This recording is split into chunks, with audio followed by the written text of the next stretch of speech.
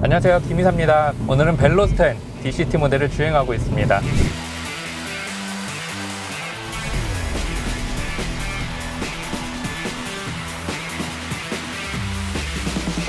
이번 영상은 지난번에 업로드했던 이 차량의 차주가 생각하는 벨로스터 장단점 영상에서 이어지는 영상이고, 딥다이브 영상으로 제작되지 않기 때문에 깔끔하게 말이 전달되지 않을 수도 있습니다. 화려한 주행신도 없고요.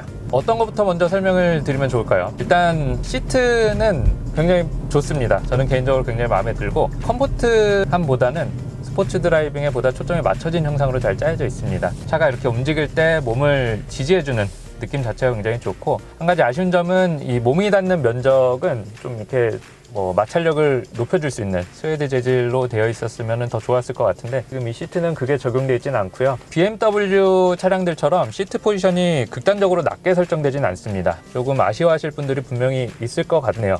그리고 이 차량은 전방 시야와 측방 시야가 굉장히 좋고요. 구조상 이 사이드 미러 시야랑 후방 시야는 그렇게 좋지 않을 수 있습니다. 좀 작은데 공기의 저항을 최소화할 수 있는 설계가 반영돼서 어쩔 수 없이 희생된 부분이라고 생각하시면 좋을 것 같습니다.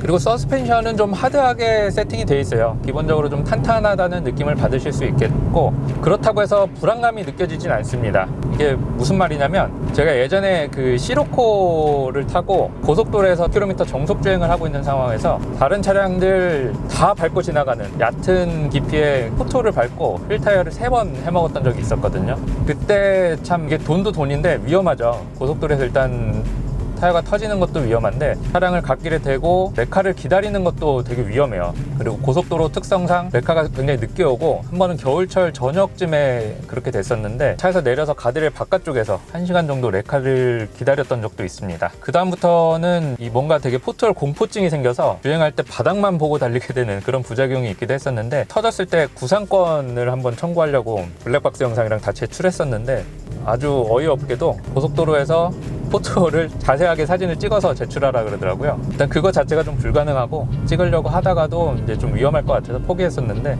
고속도로 정확한 위치, 사고 위치가 어디냐에 따라서 또 관할이 또 다르고 이래서 핑퐁 싸움에 휘말리고 정말 생각하기도 싫은 경험이었던 것 같습니다. 일단 벨로스터 N 같은 경우는 기본적으로 하체가 굉장히 탄탄하고 짱짱한데, 그렇게까지 막 운전자에게 불안감을 줄 만큼 딱딱하진 않다, 이 정도로 알고 계시면 될 것 같습니다.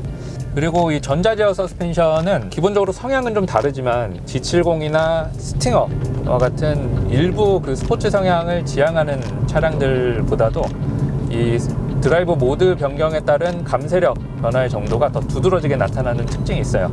굉장히 좋은 것 같아요. 저는 개인적으로 이렇게 좀 드라이브 모드 바꿀 때마다 감쇄력이 바뀔 거면 좀 확실하게 좀 바뀌었으면 좋겠다고 생각을 했는데, 이 차는 굉장히 공격적으로 바뀝니다. 컴포트 모드일 때라고 해서 진짜 말랑말랑하게 편하게 다닐 정도는 아니지만, 확실히 변화를 느낄 수 있을 만큼 그런 큰 변화가 두드러지게 나타나고 있습니다. 저는 개인적으로 굉장히 좋은 것 같아요.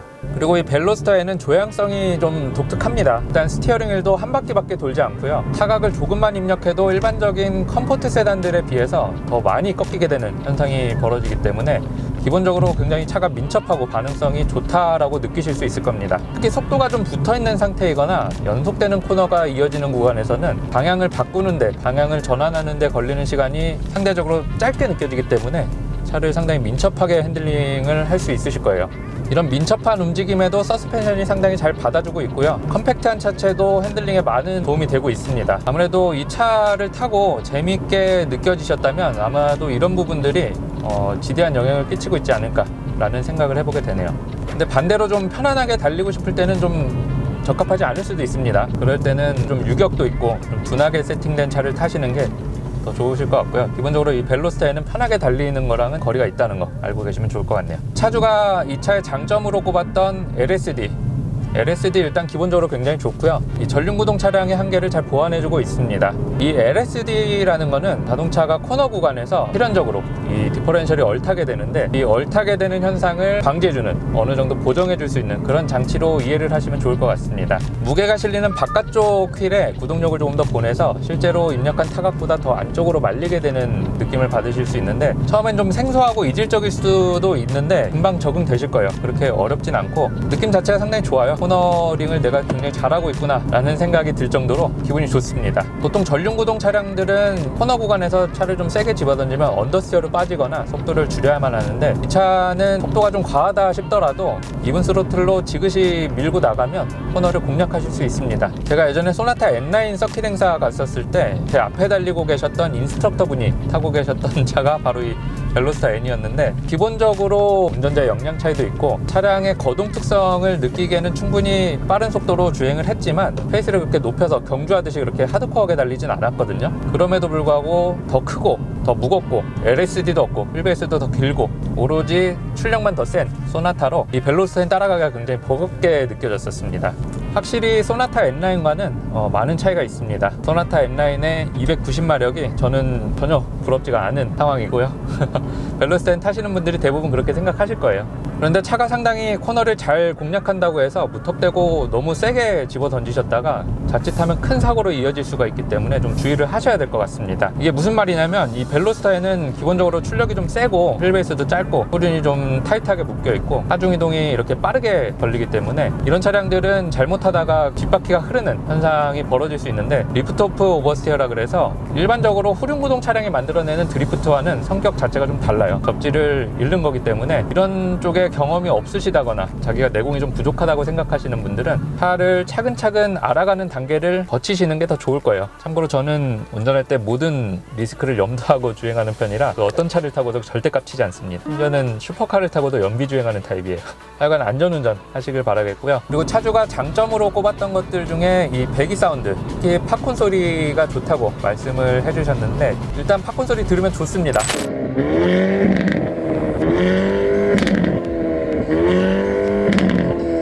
이 팝콘 소리라는 건 시프터뱅 사운드라 그래서 실린더에서 연소되지 않은 연료가 뜨거운 배기 라인으로 유입됐을 때 역화되면서 발생하는 소리인데, 들으면 기분 좋고요. 아마도 전기차 또는 수소 전기차 이런 엔진 없는 차량들의 시대가 도래했을 때 아마도 가장 그리워하게 될 감성 포인트가 아닐까 하는 생각이 들고 있습니다. 그 정도로 들으면 기분이 좋습니다. 이 차량은 지금 가변 배기 머플러가 적용된 모델이고요. 드라이브 모드에 따라서 반사회적인 사운드를 만들어낼 수가 있습니다. 한 가지 좀 의아한 거는, 원래 팝콘 소리가 터질 때마다 좀 랜덤하게 터지잖아요. 터질 때도 있고 안 터질 때도 있고, 또 터질 때마다 모든 박자라든가 음량이라든가 이런 것들이 다 다르게 들려서 들을 때마다 짜릿한 뭔가가 있는데, 이 차량은 거의 일정하게 터지고 있어요. 이 조건만 형성되면 거의 완벽하게 동일한 사운드가 제공되는데, 사운드 제너레이터가 만들어내는 소리는 아니고요. 머플러가 만들어내는 소리는 맞는데 굉장히 일정해요. RPM 영역대가 딱 조건이 형성되면 거의 박자와 사운드가 일정한 소리가 계속해서 흘러나오고 있습니다. 저는 개인적으로 좀 피로감이 올 수도 있을 것 같아요. 계속 듣다 보면 나중에는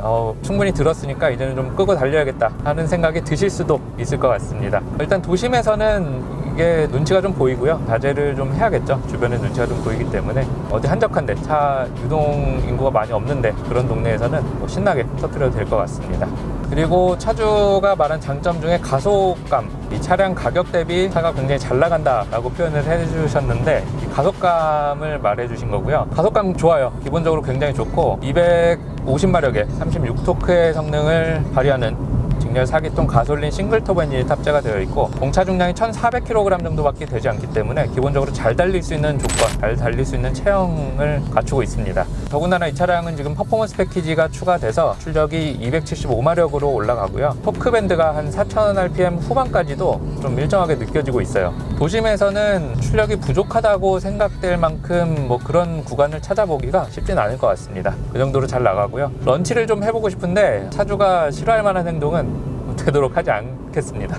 그리고 차주가 장점으로 꼽았던 것들 중에 브레이크가 잘 된다 라고 했던 포인트가 있었는데, 이 차량은 지금 포피 모노블럭 브레이크와 경량일 패키지가 적용된 모델이고요. 이렇게 되면 확실히 브레이크가 짊어져야 될 부담이 적게 줄어들기 때문에 확실히 브레이크 더 잘 들고 쉽게 뻗지도 않을 것 같습니다. 로터 크기도 기본적으로 360에 30T 정도가 되고, 참고로 소나타 N9 더 몸집도 크고 출력도 세고 무거운 소나타 N9의 로터 스펙과 동일한 스펙이고요. 제네시스 G80이 360에 34T 정도 되는 걸 감안하시면 좋을 것 같습니다. 그 정도로 스펙은 괜찮아요. 브레이크 잘 들고 밀린다는 느낌도 없고 웬만큼 열받아도 잘 버텨줄 것 같습니다.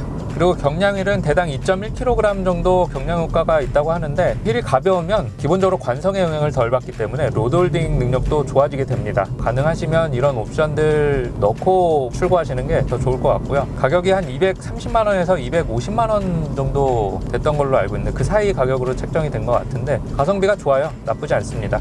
제가 뭐 약을 파는 게 아니고요. 정말 가성비가 좋고 밖에서 싸제로 하려면 더 비싸죠. 더 비싸고 BMW를 예를 들었었는데 지난번에 리뷰할 때도 3 시리즈 같은 경우 이 퍼포먼스 브레이크만 넣는데도 가격이 한 500만원 정도 들어갑니다. 그만큼 가성비가 좋기 때문에 이 차주는 지금 4천만원 초반 중반 카본 패키지 하나 빠져갖고 4천 초반대로 출고를 하셨는데 이렇게 뽑는 건 가성비를 따졌을 때는 그렇게 좋지는 않은 것 같고요. 다른 옵션들 다 빼더라도 이 경량일 패키지는 넣는 게 개인적으로 더 좋지 않을까라는 생각이 드네요. 지난번에 제가 벨로스터엔 장단점 영상을 업로드했을 때 댓글이 하나가 달렸었는데 벨로스터에는 가성비로 타는 차가 아니다 라고 말씀해 주셨습니다. 그게 정답이에요. 가성비로 타는 차는 아니고요. 제가 하고 싶은 말은 이 굳이 4천만원대 가격으로 뽑으실 거면 특히 사회 초년생이신 분들 첫 차로 이 차를 뽑으시려고 준비하시고 계시는 분들은 물론 여유가 있으면 상관이 없어요. 어떤 차를 뽑더라도 상관이 없는데 실용적인 부분, 유지비 뭐 이런 것들 다 따져서 실내 감성 같은 부분들도 그때 지적을 해주셨는데 G70이나 스팅어 같은 차량들도 같이 두루두루 좀 비교를 해보시는 게 좋을 거예요. 기본적으로 이 벨로스터에는 가성비로 타는 차는 아니다 라고 말씀을 또 해드리고 싶네요. 이 차주가 단점으로 뽑았던 것들 중에 연비 문제가 있었죠. 이 차량은 복합 연비가 10.2km 그리고 도심주행 연비가 8.9km였나요? 뭐 그 정도 될 텐데 기본적으로 효율이 그렇게 좋은 차는 아닙니다. 아닌데 차량의 특성도 특성이고 좀 재밌어서 밟다 보면 연비가 더 안 나올 거예요. 이 차주도 실제로 연비가 평균 연비가 한 7km 정도 나온다고 하는데 차 출고하실 예정이신 분들은 이런 현실적인 부분들도 유지비 관련된 부분들도 꼭 참고를 하시고 비교를 한번 해보셨으면 좋겠습니다. 내연기관의 시대가 얼마 남지 않은 것 같은데 길어봐야 한 5년에서 10년 정도 남은 것 같은데 현대자동차에서 이 CVVD 기술 같은 거 왜 빨리 적용 안 해주는지 모르겠습니다. 저는 기껏 개발해놓고 지금 1.6 터보 차량들 180마력에 27토크로 지금 세팅이 된 것 같은데 소나타, 아반떼, 투싼 뭐 이런 차량들에 들어가고 있는데 하루빨리 뭐 다른 차량들 다른 엔진들에도 적용을 해주셨으면 좋겠어요. 조금만 더 한 5년만 더 빨리 나왔어도 혜택을 볼 수 있었을 텐데 그렇지 못해서 조금 아쉽습니다. 이 CVVD 기술은 기본적으로 흡기 밸브 쪽에만 적용이 되어 있고요. 이 기술이 적용된 엔진들은 연비와 효율 서로 양립할 수 없는 연비와 효율을 각각 5% 그리고 4%씩 향상시킬 수 있었다고 합니다. 더군다나 배출가스 요새 민감하잖아요. 배출가스 저감 효과도 12% 정도 향상시킬 수 있었다고 하는데 기본적인 원리나 구조 자체는 그렇게 생각처럼 어렵진 않은데 이걸 기계적인 방식으로 적용했다는 게 그렇게 실현하기가 굉장히 어려운 거거든요. 그런 게 참 대단한 거죠. 기껏 뭐 5% 4% 뭐 이렇게 향상시켜 놓고서는 뭐가 그렇게 대단하냐라고 말씀하실 분들도 계실 텐데 역사적으로 혁신이라 불렸던 밸브 타이밍, 밸브 리프트 뭐 이런 것들도 마찬가지로 나왔을 땐 성능이 5% 정도 올라갔었습니다. 현대자동차가 개발을 한 이 CVVD 기술 생각처럼 만만한 기술은 아니고요. 누구나 다 할 수 있는 기술은 아니고요. 정말 잘한 건 잘한다고 칭찬을 해주고 싶네요. 잠깐 CVVD 기술에 관해서 설명을 좀 드려보자면 이 마지막 두 개의 레터링 VD 그거는 밸브 듀레이션의 약자고요. 이 밸브 타이밍과 밸브 리프트의 장점을 잘 섞어놓은 그런 가변 밸브 시스템으로 이해하시면 좋을 것 같습니다. 기본적으로 엔진 실린더의 밸브는 캠 샤프트에 달려있는 캠 로브, 캠의 돌기 부분인 캠 로브가 누르고 지나갈 때 열리게 되는데 기본적으로 이 캠 샤프트와 캠 로브 이거는 두 개가 묶여 있어요. 묶여서 캠 샤프트가 돌아가는 속도에 맞춰서 일정하게 밸브가 열리게끔 되어 있습니다. 그런데 이 캠 샤프트는 동력을 전달하는 크랭크 샤프트와 또 연결이 되어 있거든요. 벨트로 연결이 되어 있어서 크랭크 샤프트가 두 바퀴 돌 때 무조건 캠 샤프트는 한 바퀴 돌도록 세팅이 되어 있습니다. 이건 불변의 법칙이고 그렇게 되어 있는데 모든 상황에서 꼭 이렇게 열리는 게 정확하게 열리는 게 좋지는 않기 때문에 가변 밸브 시스템들이 계속 개발이 되는 거고요. 어떻게 실현시킬 수 있었냐면 이 밸브 듀레이션, 밸브가 열려있는 지속 시간을 조절할 수 있게 만든 이 기술을 어떻게 실현시킬 수 있었냐면 캠 샤프트와 캠 로브를 분리시켜 놨어요. 분리시켜 놨다고 표현하기 좀 애매한데 붙어 있는 걸 떨어뜨려 놓고 브라켓에 가둬 놓고 고정핀으로 고정을 시켜 놓은 다음에 상황에 맞게 편심을 일으켜요. 돌아갈 때 편심을 일으켜서 캠 샤프트가 돌아가는 것과 상관없이 그와 별개로 캠 로브가 돌아가는 속도에 변이를 줄 수 있도록 만들어 놓은 기술인데 이 기술에 관해서는 아반떼 N라인 딥다이브 영상하고 투싼 하이브리드 딥다이브 영상에서 자세하게 한번 다뤘던 적이 있기 때문에 궁금하신 분들은 그 영상을 참고하시면 좋을 것 같습니다. 이거는 말로 설명하기가 굉장히 어려워요. 그림을 그리거나 3D로 설명을 드려도 기본적으로 엔진 구조를 잘 모르시는 분들은 이해하기가 굉장히 어렵고요. 나중에 기회가 된다면 제가 따로 이 부분은 설명을 드려보도록 하겠습니다. 그 컨텐츠를 만들어서. 연비 얘기하다가 지금 CVBD 기술까지 왔는데, 현대자동차는 하루빨리 이 CVBD 기술을 다른 엔진들에도 적용을 해주시고요. 이거 제가 말하는 게 아니고 차주가 원하는 거고요. 연비가 안 좋답니다. CVBD 기술 얼른 적용해 주시고, 흡기 밸브뿐만 아니라 배기 밸브 쪽에도 얼른 적용을 해주셨으면 좋겠어요. 이러다가 진짜 내연기관 끝물에 적용이 되지 않을까 싶은 생각이 들기도 하는데, 하루빨리 힘 좀 써주셨으면 좋겠습니다. 오늘 한적한 도로에서 이 벨로스타인을 주행을 해봤는데 기본적으로 핫해치 맞고요. 하면 기분이 좋습니다. 예전에 그 동네에서 튜닝을 굉장히 잘하시는 형들, 그 중에서도 튜닝 굉장히 잘해놓은, 제일 잘해놓은 차량을 얻어 탈 때 기분 좋았던 경험, 그런 경험들이 새록새록 떠오르게 만드는 그런 차량이고요. 참고로 이 차량의 차주분도 현대자동차를 15년 동안 손절했다가 다시 돌아오게 됐습니다. 이 벨로스타인으로. 이것만 보더라도 참 성공했다고 볼 수 있을 것 같아요. 원래 이렇게 돌아선 사람 다시 돌리기가 굉장히 어렵잖아요. 상당히 오랜 기간 동안 손절했던 사람도 돌아올 수 있게 만드는 마을 전어 같은 그런 매력이 있는 차량인 것 같습니다. 오늘은 이 정도로 마무리를 하고요. 조만간 다른 양질의 딥다이브 영상으로 다시 찾아뵙도록 하겠습니다. 여기까지 김이사였습니다. 오늘도 시청해주셔서 감사합니다. 구독, 좋아요.